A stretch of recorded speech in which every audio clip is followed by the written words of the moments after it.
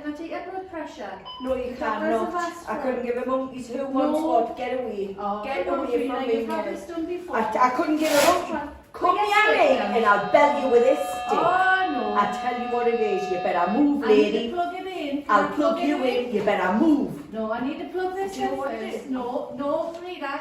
Get out. No. Get out. Put that down, please. Get out and leave me alone. I know all about you. I know exactly what you get up to.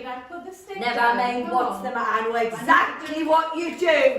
You've got them bands along there. You're taking people backwards and forwards. They're up to no good. I know exactly what you're doing, lady. Well, I tell you what, yeah. Come near me. Come near me. Come near me. Sit down. Help! Help! Frida. Help! Please, somebody, help! Come on. Help! Sit down. Come on. I swear to God, I'll brain you with it. You're not Frida. Get out! Back down. No. Get out! Get out! Cheryl, can you just stay Get still? out of here now. Cheryl, Get out! Frida? Get out! While I go and get security. Do not be in there. Frida, what's the matter? Frida, what's the matter? You've got no idea what goes on in here. What's the matter? What's the matter? What's the matter? Come on, calm down. You see the likes of them? You see the likes of them? Listen. What? You hear the bairns crying? I can't hear any bairns crying. Yeah, you're in with them, aren't you? You're in with them. Yeah, please sit down. I need to tell you. I need you need to help us. Come on, then. I will. But listen, you're in the hospital, Frida. You're in the hospital. Oh, don't say you're in with them, man. I'm not. There's bands along there. They're screaming, they're crying, they're trying to kill the bands. They've got people up and down, going to into that room across there. They're up to no good. You're in hospital, Frida. You're not well. Well, in a hospital, there's water. Can you see the water? Why is the water? There's water dripping down them walls. It's all of them. Oh my God, there's bloody rats. That's not. You've got to believe us, man. Listen, it'll be the medication you're on. The nurse is just a way to get some help. You'll be all right. But medication, look at. I need you to help us. Right. I want you to take these tablets. They're what they were giving me, but they're trying to kill us. I've got these here. Just listen to us, please. I need you to help us. These tablets, just take them along to where the bairns are and give them to the bairns, and they'll not be suffering. That'll just finish them off straight away, right? They're trying to finish me off, and I'm not, because I know exactly what they're up to in here, mind. They're up to no good. Listen, I'll give these to the ward sister. I'll let her know you're going to be all right. Don't leave me with her. She's in on it. She is in. You better get out of here. Get out. Don't you come near me. Security. In a hospital, you've got a security? Yes. I don't think so. Who the bloody hell are you? Who are you? I'm just going to go and get sister. Is that all right? You can get him away. I tell you what it is, the pair is, and you can get that opened. You can get that curtain opened. That they're trying to do away with it. Help! Help me! No way to carry on. You're trying to bloody kill us. Help! Oh God, 10, 7, red, green. 10, 7, green. 10, 7, green. 10, 7. You just calm down, Frida. Help. Sister's on her way. Help. Hello! Hello! Help! You're disturbing me. Help! Help! Please! Oh no. Please help. Frida, how can I help you? You're okay. Frida?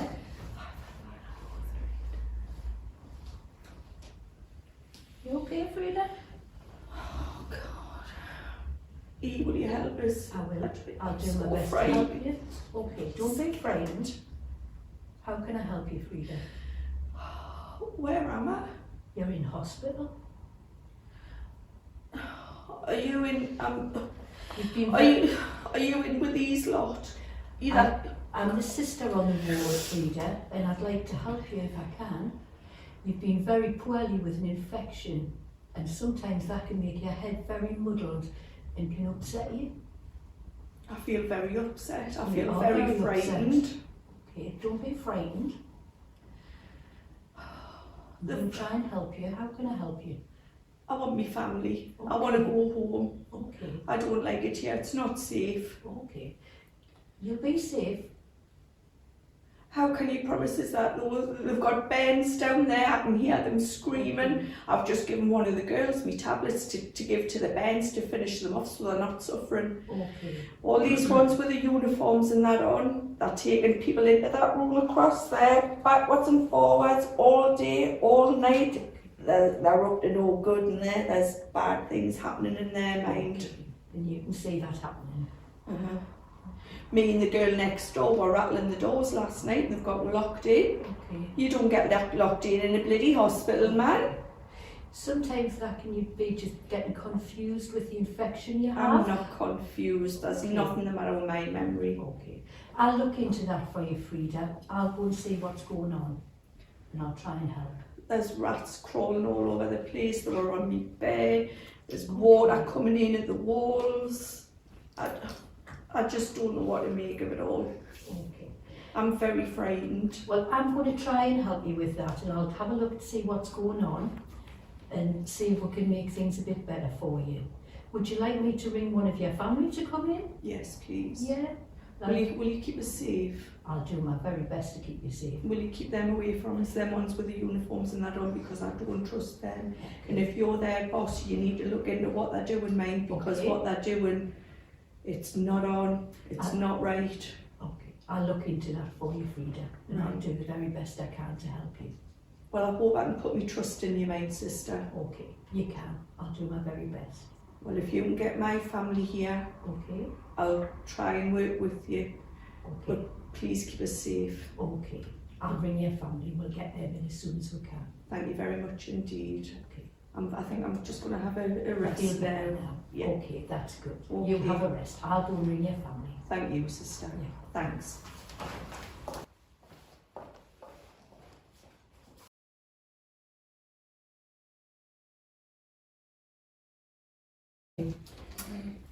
So thank you everyone for doing that simulation today. That was really helpful. I wondered if we could perhaps start by just giving a description of what happened, what was going on in there. And I wondered whether anybody wanted to do that for me. Okay, so what we had here was an elderly person who had been brought in with an infection, who appeared to have a delirium.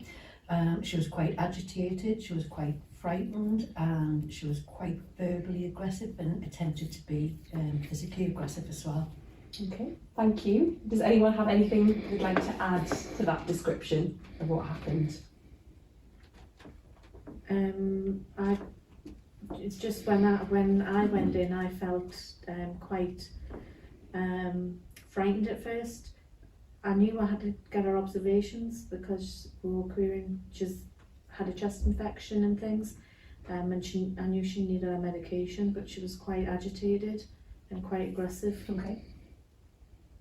So we might talk a little bit slightly later about Right. some of that, because I think that's really important to tease out. Was there any other descriptors, that any other parts of the description that anyone wanted to mention? I think with me, I just had to walk in, and poor Frida was just kicking off, and the staff nurse just asked me just to stay until she went and got help. And I was just not sure what was going on, but it was just, in my part, was just to think, I just had to calm her down and just to make sure that, you know, she was safe and I was safe myself. Okay, thank you. And from the patient's perspective, Julie, was there anything that you wanted to describe? I felt absolutely terrified. Okay. I was very, very frightened. I didn't feel safe. I didn't feel that I was being listened to. I didn't feel that I was being understood. There was rats crawling around the floor. There was water coming in. It was just a terrible, terrible experience. Okay, thank you. And Robin, anything to add? Not really at the moment. Okay, thank you. Okay, so this scenario was designed to look at the management of a patient, an agitated patient with hyperactive delirium, and some of the approaches that were used to try and manage that situation, particularly using non-pharmacological techniques to manage it, so not using medication. I wondered if anyone would like to start by talking through how they approached the situation, and perhaps it will be a good starting point with you, Teresa, to describe what happened and how that made you feel. It was, I went in to take her observations for the wards and things, and I knew she was meant to be getting her medication, but she had to have observations first, so that was on my mind I had to make them. But she was quite it was quite daunting when she got aggressive, when she wouldn't calm down. She got really verbal and started throwing things and pointing at us with a stick and waving it around. So it was quite daunting, but I knew I had to take her get her observations, because she could have had a high temperature. It could have been causing her to act strange. Okay. And how did that make you feel when that was happening? It's quite frightening. I mean, I knew I had to get it done. In my head, I had to get it done. But you feel quite threatened, and you're anxious because you don't know why she's acting the way totally different to how she has been before. So you're quite anxious. Everything's going through your mind as to your own safety and about her, but you need to get the job done. Okay. And I did pick up on that. I did notice that you were quite focused on getting that those observations because done. I was worried that she'd have a high temperature, and that's why it was causing her to act out. Okay. And do you mind if I ask Julie, the patient, how that made her feel and what she thought about that? I felt as if staff nurse came in and she was in on a conspiracy on the ward. I felt that all of the people on the ward who were wearing a uniform, they were out to get me, they were out to hurt me. She came in with these pieces of machinery. I didn't know what they were for, and I just felt as if my life was in threat. Okay. And was there anything else about the approach perhaps that made you feel a bit threatened and a bit on edge? It was just a case of having to get this job done, and I didn't understand why she needed to do this. Okay. And that frightened me even more, because she kept asking me to have this procedure taken, and I didn't want to have it done. Okay. So I guess if we take a step back from that and sort of reflect on that, how does that make you think about things now, Teresa? I obviously after we're debriefing on it, it would make me think twice maybe before going in. So if somebody is getting agitated, I would maybe think more to wait, maybe assess it. Do I need to do it? Do I not? What's maybe the priority? And maybe ask for help or advice before continuing down that road to get it, because obviously it was making it worse. Okay.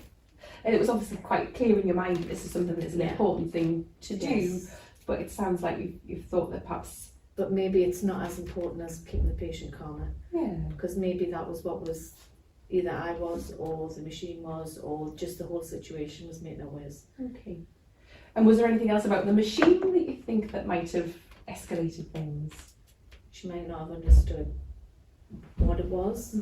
For all she's had her blood pressure taken before, because we'd looked after her before. If she was obviously very confused and didn't kind of recognise us or the machine or what was going on. But in my head, I had to get my obs done. Yeah. So that's why I kept, but maybe in hindsight, I should take a step back and wait, maybe put the machine to one side and talk to her. Thank you. Did anyone else notice anything about what the machine was doing? I think beeping the noise as well. She might not recognise the noise, and that might be a threat as well. Yeah. The constant beeping absolutely terrified me. I didn't know what it was, and that kind of heightened my emotions even more, because I thought, well, she's come in with this machine, I don't know what on earth it's going to do, and it's making this constant beep, and that was very, very frightening. And is there anything that we could do to help with that? Turn it off. Turn it off and put it to one side maybe. Yeah. Until you've kind of consented, talk to your patient more, and got them so they understand what you're doing. Yeah. Great. In the heat of that moment, Yes. then, what did you decide to do next? Because she was, I did feel threatened from the way she was throwing things at me and a walking stick. So when the domestic came in, I asked them to keep an eye on us. So I went and got security. There was nobody else around at the time, so there was just us. So and I've got other patients on the ward, so that's why I asked for security. Okay. And I guess you did walk in at that point, and the situation looked as though it changed a little bit. What were your thoughts about? Well, Frida, asked me to go and sit beside her, and she was ready, so I just, made sure that I was safe, and that Frida had calmed down a little bit. And when she asked us to sit down, I did sit down, and I just tried to just reassure her that, that she was in hospital, and, bless her, she was seeing things and hearing things, and, I just thought, listen to what she's telling me and go along with it so far, but reassure her at the same time that she was safe and that the nurses were trying to help her. And I just sat there until the nurses came back. And so what was the effect of that on the patient then? It did calm Frida down, and I felt a little bit calm because I was frightened because she was a bit aggressive, and this was hanging on with her stick, so as long as I felt a little bit better when I took the stick away from her, and she seemed to settle down and talk to me. What was going through your mind when you tried to take the stick away? I wasn't sure what she was going to do next, whether she was either going to jump out the bed or try and hit me, but then she just seemed to go a lot calmer, and then I knew I was all right, and I knew that Frida was going to be okay until help came along. And when I was talking to her, I was just telling her maybe it's the medication she was on, not that I know anything about that, but it was when she brought the medication out of her bag, that's when I started getting a little bit worried, because I wasn't sure whether she was going to try and take it herself, but she wanted in her head to give it to the poor children, to stop them from suffering, and I passed this on to the sister when she came in to let her know. So might that be a good time again to hear from the patients, or how did things change? I felt when Cheryl came in, she wore a tunic that my mother used to wear. My mother used to work in hospital as well, and I felt as if I had a friend in Cheryl. She was listening to what I was saying to her. She gave me a chance to explain. I gave her the medication so she was able to go and help the children, so the children wouldn't be murdered on the ward. And just, I didn't feel threatened, and I felt quite safe. Thank you. And so hearing that, you were saying, oh well, I was just chatting to her, and I was just trying to calm things down. Having heard sort of what that did to the patient, was there anything that you think in particular then helped in the situation? I think with me talking and listening. Yeah, and just come down to her level as well. She was getting calmer, it was making me a bit calmer, even though I didn't feel it inside. Okay. And then the situation changed again. What happened next? I came back in with security and asked Cheryl to leave, and then she got very agitated again, and security spoke to her. So what had changed? What do you think happened at that time to make our patient more agitated again? I think she was calmer with Cheryl, being there, and we took that calmness away. We came back in, removed that the calm by asking Cheryl to leave. So Mhm. because she'd been aggressive with us, so didn't want her there, Cheryl there just in case she was getting aggressive. We hadn't actually acknowledged that she'd calmed down. So then security had come after I put the call out for them to come, and they took over. Perhaps a good time to hear from security. Yeah, I was sent to deal with an agitated patient, trying to maintain sort of the safety of the situation. And reflecting on how you did that. Obviously, I tried to put boundaries in place. Tried to be quite firm and remove sort of potential objects that could be a problem. And what happened when you did that? It just seemed to aggravate the situation. And is there anything you think about that approach that might have aggravated it? I didn't explain what I was doing. I didn't introduce myself from the get-go, which maybe in hindsight I should have done. I think probably my tone of voice didn't help. Right, okay. Again, perhaps a good time to hear from Julie. When security came in with the nurse, I thought, oh my goodness, she's gone for backup. The uniform heightened my emotional response immediately, and then when I saw security, I thought, oh my God, I'm absolutely doomed. I'm doomed. He came in, this great big fella. I didn't know who he was, what he was doing, why he was there. He was barking at me, he was very authoritarian, and once again I was absolutely terrified, and I just needed to get out of there. And was there anything else that security did that perhaps made you feel a bit more enclosed and threatened? Yeah, came in and closed the curtain. I didn't know what he was going to do to us. I really didn't know. So it sounds like that heightened your anxiety I and was fear. absolutely petrified, to the point where I understand petrified turned to stone. I felt absolutely dreadful, and all I could think of doing was screaming for help and hoping that somebody could hear me and kind of come to my rescue. And on reflection from hearing that, Robin, what might you do differently if you were faced with this sort of situation again?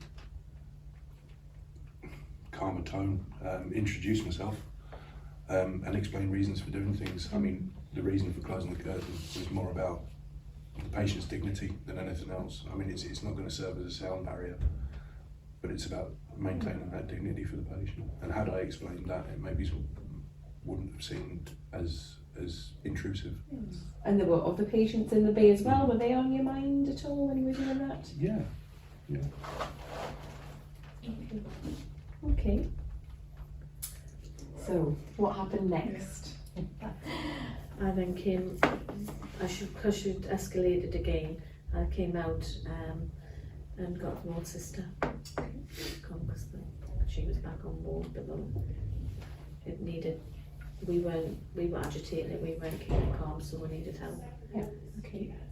And Sharon, are you able to talk us through what happened from your perspective? Yeah, absolutely. So when I arrived at the ward and went to see what was going on, like most nurses and stuff, regardless of your experience, when you walk into an unpredictable situation, you're scared because you don't know how it's going to end. But what just was apparent to me immediately, although people had put measures in place that they thought were beneficial, and they were for patients in the ward, protecting the patient's dignity, everything. What I saw was a very claustrophobic situation. There was this elderly lady in a bed who had a heightened sense of anxiety. She was very agitated. She was clearly very frightened by looking at her face, and there was people standing over the bed, and the curtain was around, and there was machinery there, and it just felt very claustrophobic. And I guess going in the situation, I just wanted to open that out, get as many people out of the room that we could get out, clear the area a little bit, so she had a sense that she could breathe. And then really just getting down to her level. I think I was aware of my own safety, and you're aware of the other patient's safety as well. And sometimes as a senior member of staff, you've got that sense of responsibility. You're the one who should be able to sort this out. So that in itself's a bit caused a bit of anxiety. So I just got myself down to our level really. Moved the chair away, but not at a distance that would make her feel distance from me, but just not to keep me safe as well. And then I think it was really important to just let her say what she wanted to say. So I approached it by just asking, how can I help you? It was no good trying to rationalise with her because our mind wasn't in a rational state. So just asking how I could help her, letting her get things out. And I know it's distressing for the rest of the day, but that's the quickest way to de-escalate it. Yeah. So she got to say things, and from what she was saying, you pick up little cues, like she mentioned her family, and I thought, right, we need our family in here, they're going to help with this. And just by being there and trying to be sensitive, I wanted to hold her hand instinctively, but again, just going in there with caution. You get the direct feedback from the patient if they don't want you to do that, and I would have backed off. But she seemed to be responding to just being listened to. I think that was the key thing in there. And when it appeared to me that once she felt she was being listened to, she started to calm down a little bit and then start asking for her family, and it was just reassuring her. She was seeing a lot of things, she was hearing a lot of things. I didn't want to reinforce those, but at the same time I needed to acknowledge them because they were very real for her. And she needed to know that we realised they were real for her as well.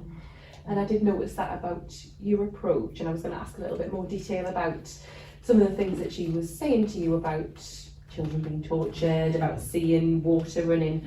How did you respond to that?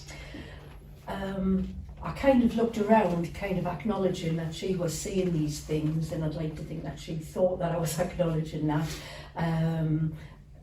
Just acknowledging it to her, but not saying.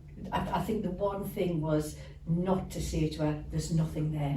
I think that could have been the worst thing I could say, because she would have just got more agitated and worked up. So it was acknowledging she could see them, and they were real to her and they were causing her anxiety. Can you remember what you said to her? I think there was something about people being taken in and out of the room. Do you remember what you said about that? I can't. I made a note of it, I think. So you said that you would look into it and you would make sure that she was safe. Yes. Any thoughts about that? She had clearly felt in danger, and when she started telling me about these things, she asked me if I was the boss, could I do anything, and I reassured her that I would look into that and I would try to help her in any way I could. I'd do my best to help her. I didn't make promises. There was no threat I could see, but I didn't want to make her promises, because I don't know how she'd interpret that, and if she interpreted something differently, then it could come back. She was trusting me as well. So it was just saying that I would do the best I could to keep her safe, and I would go and sort that out, because they were my staff and I could organise them and sort them out for her. So you were reassuring without necessarily going along with it as such, but Yes, validating what she felt. And I guess you're always aware of that. And it can be quite tricky because you don't know what they're going to say next, and sometimes you can respond quite quickly and maybe say things that you think, oh no, that's going to come back and bite us now, because I've actually said that to her, and if she gets worse, she's going to remember that because it's very real to her. And Julie, thinking from your perspective about that approach and that perhaps that validation and reassuring approach, how did that impact on how you responded to the sister on the ward? I felt that when sister came in, she was my saviour. I felt as if I didn't have anybody fighting my corner, not fighting my corner, but kind of looking out for me, making sure that I'm going to be safe. Whereas sister came in, she told me exactly what had been going on, what she was prepared to do for me. She made me feel safe. I informed her that I wanted my family on the ward. Sister said that she would arrange that. And if she did do that, then I would kind of try to work with her and the team, and hopefully get me home sooner rather than later. And also, which was what was quite reassuring, was Sister, I made sure that she was who she said who she was, and she was able to speak with our staff and kind of, because there was something going on not quite right in that bathroom, and Sister said that she was going to investigate all of this, and as well the children. The children crying was very, very distressing, and I needed to know that those children were going to be safe, and Sister said that she would look into that for me. Okay, so we've talked quite a lot there about what the one sister said. Was there anything about her approach or body language, non-verbal approach that... She was very calm. She was very attentive. I could see that she was listening to me. She was validating my thoughts. She realised that this is all real to me. Mm-hmm. I was very, very frightened, which she was aware of. Mm-hmm. She kind of touched my hand. Initially I didn't realise because I was so upset, but then when I realised, I felt comfort, I felt safe, and I felt that she was on my side. She would do everything that she could to help us, and the first thing was to get my family.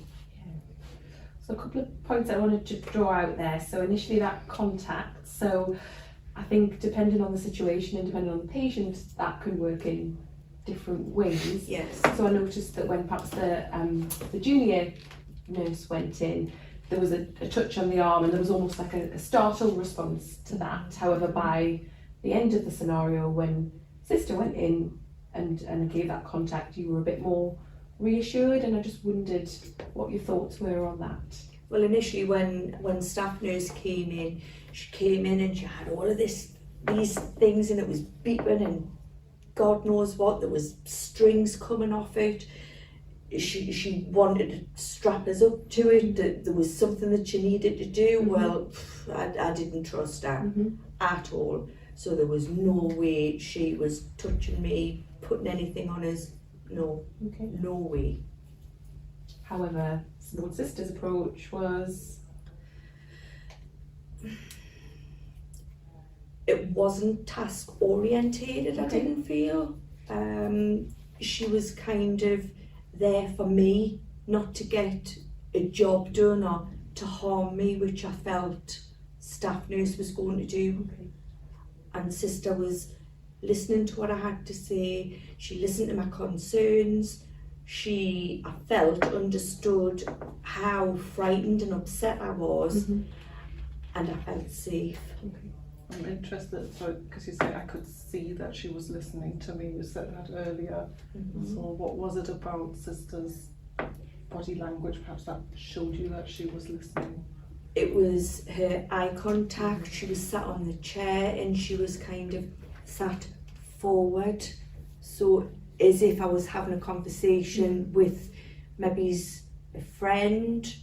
You know, I just felt at ease. And it I don't know what it was. It's difficult to explain, but it felt right, and it felt safe. And that there's some similarities there, I think, to the approach that the domestic had as well, where you mentioned, I think, that it felt a bit more...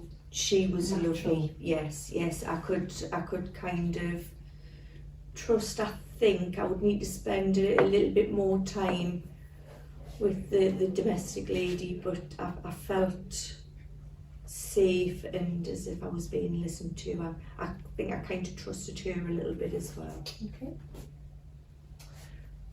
And the other point I wanted to draw out was about family, and you mentioned family a couple of times, and I think that was a cue that you picked upon. So I wondered if we could just perhaps have a think about that, maybe perhaps initially from your perspective. I think that was just one of the cues, that it was the clue to something that would help calm her down. She would recognise her family, with maybe her sense of security, that family was there, she would feel safer, they'd be there to look after her. So it would be a common thing for us to ring families and bring them in when somebody was distressed. Yeah. Okay. Anything to add from your I felt that if sister was to bring my family in, family is very, very important to me, and I know my family would keep me safe. They wouldn't let anything untoward happen, and they could maybe explain a little bit to me as to what I've been experiencing, and because I just don't understand. I don't know what's going on. I feel very muddled, confused, upset. Not initially safe. I just need my family. Okay. Was there any other parts of that anyone else wanted to comment on?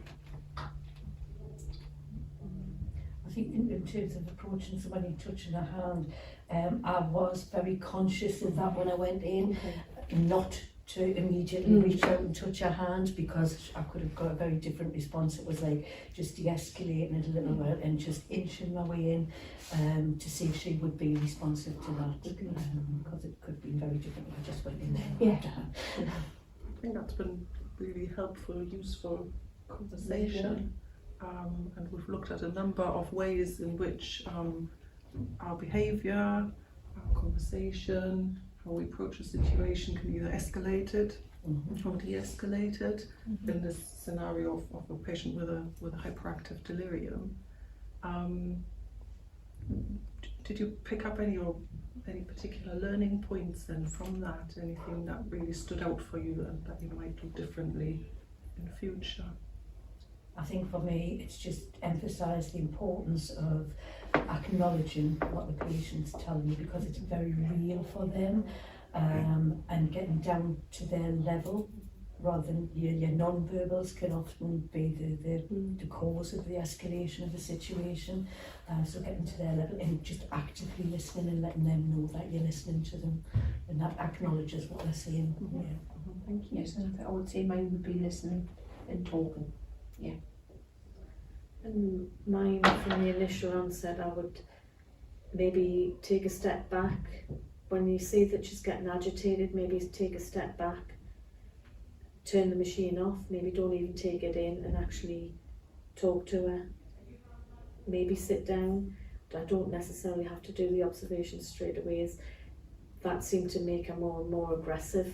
So maybe take a step back and talk to her, and then see where it goes. If I'm agitating her even more, maybe go for somebody else to get help. Thank you. I think I just need to look at the way I approach a situation. Not really a great deal I can add on top of what you've put across. Okay, so really the listening stood out for me as one of the big learning points, and perhaps really getting an understanding of what that patient is experiencing at that time, what their frame of mind is and why. Great. Thank you for your participation with this. It's been really helpful. I hope you've all found it useful. Yes. Thank you. Thank you. Thank you. Thank you. Thank you.